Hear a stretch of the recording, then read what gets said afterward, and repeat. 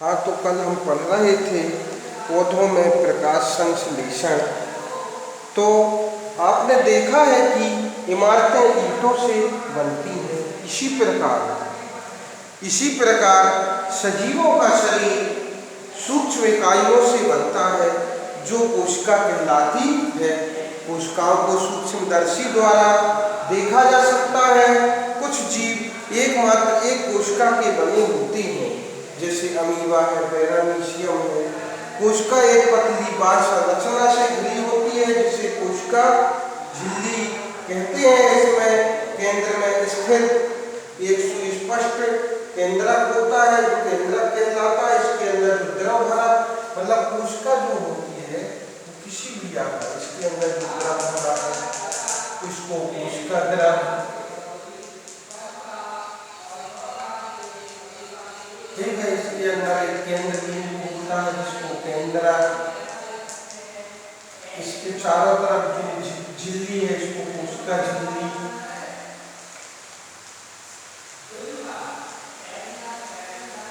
कोशिका झिल्ली।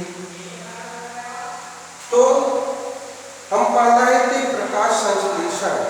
रंध्र कोशिका द्वारा घिरे होते हैं। जो रंध्र होते हैं मतलब पत्तियों में रंध्र पाए जाते हैं, मतलब छोटे छोटे छिद्र पाए जाते हैं जिनसे पत्तियां श्वसन क्रिया करती हैं, जिनको बोलते हैं स्टोमेटा या रंध्र छिद्र। तो जल एवं खनिज वाहिकाओं द्वारा पत्तियों तक पहुंचाए जाते हैं। ये वाहिकाएं नली के समान होती हैं तथा जड़, तना, शाखाओं एवं पत्तियों तक फैली होती हैं। कोशिकाओं को पत्तियों तक पहुंचाने के लिए ये वाहिका एक सतत मार्ग बनाती है।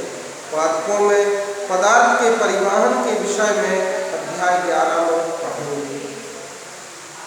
पत्तियों में एक हरा वर्णक होता है। तो जो पत्तियों में एक हरे रंग का वर्णक होता है जिसको क्लोरोफिल के नाम से जाना जाता। जो पत्तियां होती हैं पेड़ पौधे या पेड़ पौधे जो हरे होते हैं उसमें एक वर्णक पाया जाता है, मतलब जिससे पेड़ पौधे की पत्तियां हरी दिखाई देती हैं, जिसको क्लोरोफिल कहते हैं। क्लोरोफिल सूर्य के प्रकाश की ऊर्जा को संग्रहण करने में पत्ती की सहायता करता। तो जो क्या होता है कि जो पत्तियां होती हैं, पत्तियों में जो क्लोरोफिल पाया जाता है वो सूर्य की ऊर्जा को संग्रहित करता है, पत्ती में एकत्रित करता है। इस ऊर्जा का उपयोग जल एवं कार्बन डाइऑक्साइड से खाद्य संश्लेषण में होता है। और इस ऊर्जा का उपयोग किस में करते हैं, मतलब जमीन से उनको जल मिल जाएगा और कार्बन डाइऑक्साइड मिल जाएगी उसको, और सूर्य का प्रकाश मिलेगा। लेकिन क्लोरोफिल की उपस्थिति में क्लोरोफिल भी रहेगा पत्तियों में।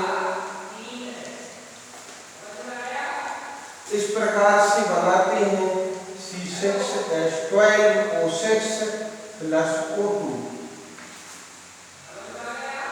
उसको अपन देखते हैं 6 दूनी 12, 6 18, तो 6 दूनी 12, 6 18, ठीक है। कार्बन हो जाएंगे हाइड्रोजन 12, 6 दूनी 12, ऑक्सीजन 6 दूनी 12 और 6 दूनी 18, ठीक है।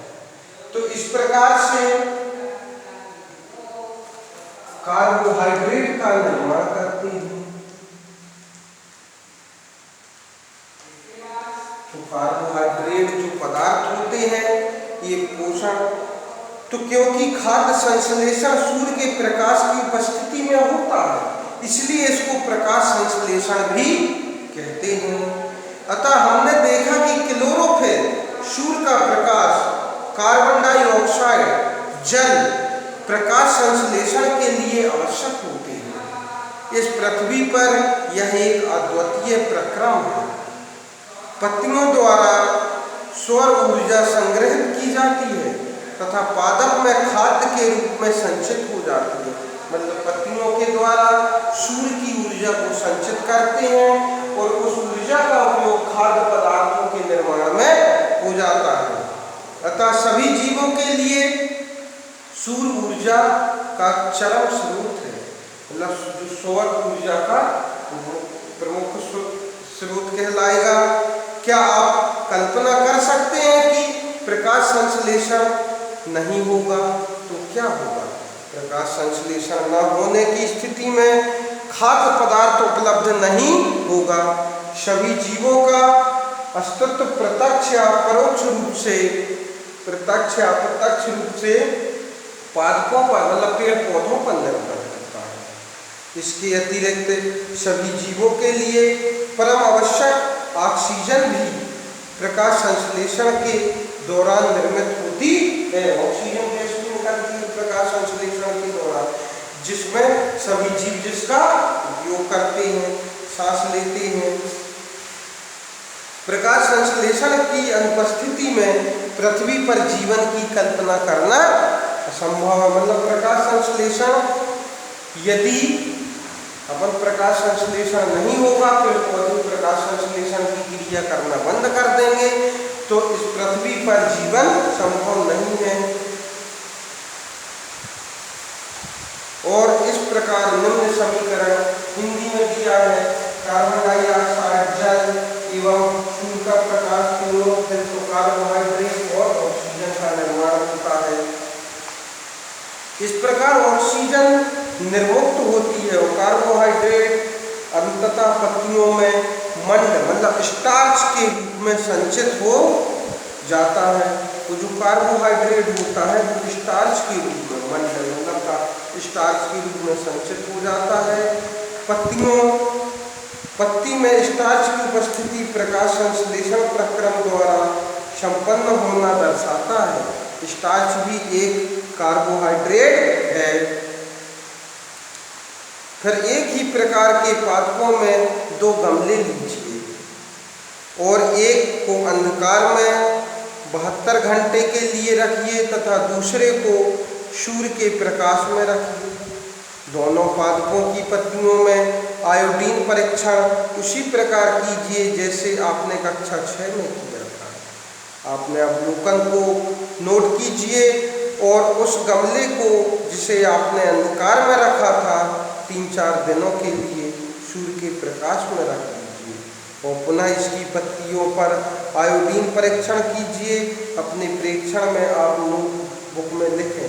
हरी पत्तियों के अतिरिक्त अन्य वर्ण रंग की पत्तियों को भी क्लोरोफिल होता है, परंतु इन पत्तियों में उपस्थित लाल, भूरे या अन्य वर्ण क्लोरोफिल के हरे रंग का प्रच्छादन कर देते हैं, अर्थात ढक लेते हैं। इन पत्तियों में भी प्रकाश संश्लेषण होता है। आपने गीली दीवारों पर तालाब अथवा ठहरे हुए जलाशय में हरे अब पंखी मतलब काई या पादा मतलब जो काई लग जाती है, देखिए वो समानता को शैवाल जीवों में वृद्धि के लिए बनते हैं, जिन्हें शैवाल कहते हैं। मतलब जो काई लग जाती है तो वो शैवाल कहलाती है, वो भी एक पेड़ पौधे है। तो इसका रंग हरा क्यों होता है? इसमें क्लोरोफिल होता है, मतलब उनमें भी क्लोरोफिल, मतलब जितने भी पेड़ पौधे पाए जाते हैं उसको अपन को हरे दिखाई देते हैं, सभी में क्लोरोफिल वर्णक होता है, जिसके कारण ये हरे दिखाई देते। शैवाल भी प्रकाश संश्लेषण द्वारा अपना भोजन स्वयं बनाते हैं। पादपों में कार्बोहाइड्रेट के अतिरिक्त अभी आपने पढ़ा कि प्रकाश संश्लेषण प्रक्रम द्वारा पौधे कार्बोहाइड्रेट का संश्लेषण करते हैं, मतलब निर्माण करते हैं, जिसमें कार्बोहाइड्रेट कार्बन, हाइड्रोजन और ऑक्सीजन से बनते हैं। इसका उपयोग खाद्य के अन्य घटकों के संश्लेषण में होता है, फिर इससे अन्य पदार्थ बनाए जाते हैं। परंतु प्रोटीन नाइट्रोजनी पदार्थ है जिसमें कार्बन, ऑक्सीजन और हाइड्रोजन के अतिरिक्त नाइट्रोजन भी होती है। नाइट्रोजन